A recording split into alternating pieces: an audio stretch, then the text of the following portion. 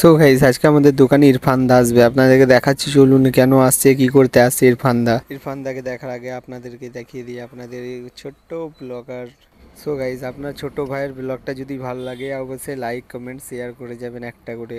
তারপর অনেকক্ষণ দাঁড়ানোর পর আমাদের ইয়ো হানি সিং এর সাথে দেখা হয়ে গেল, আপনাদেরকে দেখাচ্ছি চলুন। এই হলো আমাদের ইয়ো হানি সিং, দেখো মুখটা দেখছো, দারুণ লাগছে কিন্তু কি বলবো, আর নড়বে দেখে, আর দেখো কি বলছে শুনুন শুধু। ইয়ো ইয়ো হানি সিঙ্গার। কি হলো স্যার, আপনার টুপি পড়ে গেল তো কি করবে এরপর, তুমি টাকলাই থাকো। তারপর স্যার নিজের টুপিটা আমাকে ভালোবেসে করে দিয়ে দিল, লিলে ভাই তুই। এরপর আপনি দেখো কেমন লাগছে ইয়ো হানি সিং এর টুপি পরে, আপনারা কমেন্টে জানাবেন। চলো আর বেশি দেরি না করি, আপনাদেরকে ইরফান দার সাথে দেখা করিয়ে দিই। ওইটা হানি সিং স্যার ছিল, ঠিক আছে, ওইটা ইরফান স্যার না। সো গাইস, সো ফাইনালি আমাদের দোকানে ইরফান দা চলে এসেছে, আমি দেখাচ্ছি চলুন কি করছে এখন ইরফান দা এসে একটু কিছু ভিডিও শ্যুট করার জন্য সব ক্লিপগুলো ঠিক করছে।